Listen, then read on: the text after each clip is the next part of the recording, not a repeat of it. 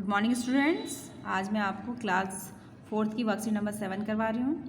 देखिए worksheet number 7 में क्या है, आंसर द फॉलोइंग क्वेश्चंस, मतलब जो ये क्वेश्चंस है इनके हमको आंसर देने हैं। तो क्वेश्चन नंबर फर्स्ट है, what is the difference between weather and climate. इसमें कहा गया है कि हमको ये वेदर और क्लाइमेट में क्या अंतर होता है। वेदर मतलब मौसम और क्लाइमेट मतलब जलवायु, तो इनमें क्या अंतर है।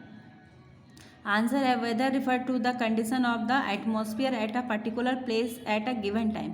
मतलब वेदर जो होता है वो हमको किसी विशेष स्थान का और एक विशेष टाइम में उसका एटमॉस्फेयर का कंडीशन बताता है। मतलब वहाँ का वातावरण कैसा है, उस समय ठंडा है, गर्म है, धूप निकली है, छाँव है, इस तरह से बताता है।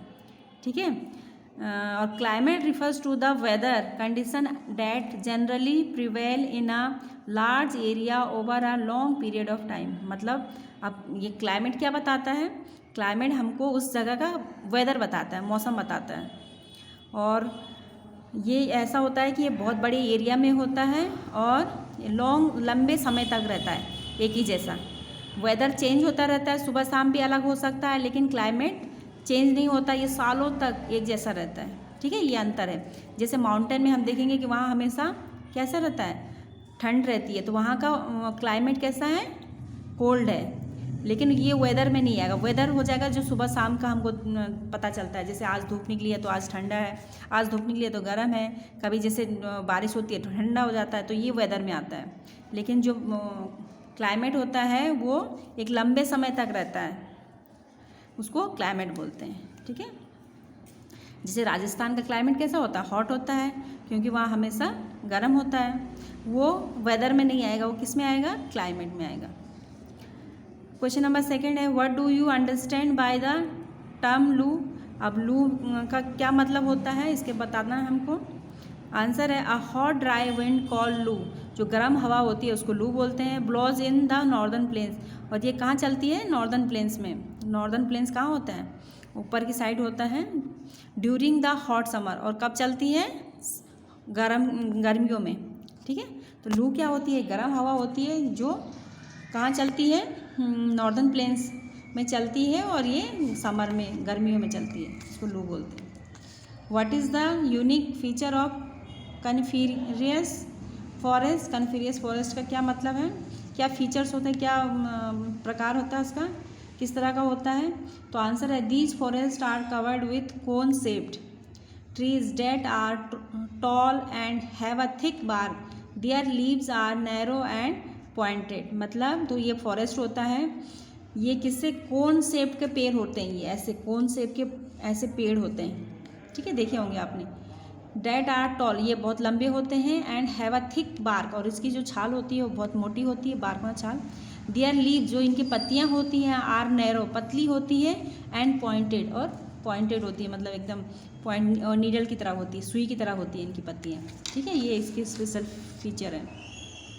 क्वेश्चन नंबर 6 है, briefly discuss the Chipko movement. अब हमको चिपको मूवमेंट के बारे में बताना है। चिपको मूवमेंट क्या था। The Chipko movement was started in 1973 by Sundarlal Bahuguna. ये चिपको मूवमेंट जो था 1973 में स्टार्ट हुआ था, और सुंदरलाल बहुगुणा जो है उन्होंने स्टार्ट किया था। The villagers use to hug trees, जो गांव वाले थे उन्होंने ट्रीज़ को, जो पेड़ थे उनको गले लगाया था, in order to save them from being cut, और उनको कटने से बचाया था। वहाँ पेड़ों की कटाई हो रही थी, तो उन लोगों ने क्या करा, उन पेड़ों को ये गले लगा लिया, जिससे वो पेड़ ना काट सकें। ठीक है, इसको यही चिपको मूवमेंट है। और किसने स्टार्ट किया था, सुंदरलाल बहुगुणा ने। पेज टर्न करेंगे। Question number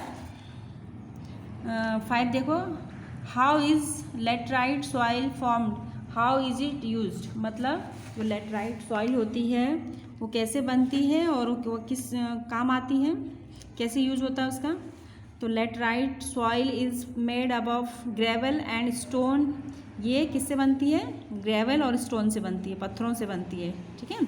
it can be used for making bricks, और ये किसके काम आती है, ईंट बनाने के काम आती है।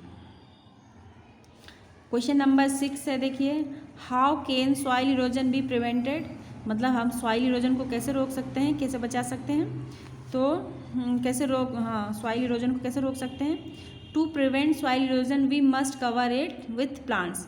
हम ज़्यादा से ज़्यादा पेड़ लगा के इसको रोक सकते हैं। सॉइल इरोजन क्या होता है? जब अच्छी मिट्टी, जो उपजाऊ मिट्टी होती है, वो एक जगह से दूसरे जगह चली जाती है हवा से या पानी से, तो उसको सॉइल इरोजन बोलते हैं। ठीक है, सॉइल की क्षति हो जाती है, मिट्टी इधर उधर चली जाती है, उसको सॉइल इरोजन बोलते हैं। How is soil made? Soil कैसे बनती है, मिट्टी कैसे बनती है?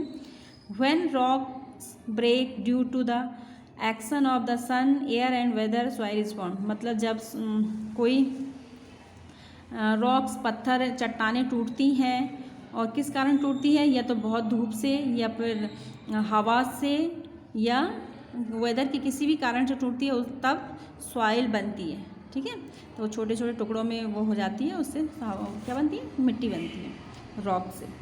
Name the two types of mineral, give one example of each. दो टाइप के मिनरल बताने हमको, तो आंसर है मेटल एंड नॉन मेटल। एक मेटल होता है, एक नॉन मेटल होता है। Are two types of mineral, ये दो टाइप्स के मिनरल हैं। एग्जाम्पल है ऑफ मेटल, मेटल का एग्जाम्पल आयरन है, आयरन मतलब लोहा होता है, ये मेटल है। एंड नॉन मेटल इज कोल, और कोयला जो होता है वो नॉन मेटल होता है। ठीक है, क्वेश्चन नंबर 9 में देखिए, what is the difference between food crops and cash crop. दो क्रॉप्स में डिफरेंस बताना, अंतर बताना है। Give two example of each, और इनके दो एग्जाम्पल बताने। तो the crops that are grown with the prime motive of feeding people are known as food crops. Example rice and wheat, मतलब जो क्रॉप्स, फसल लोगों के खाने के लिए उगाई जाती है, उसको क्या बोलते हैं? फूड क्रॉप्स बोलते हैं।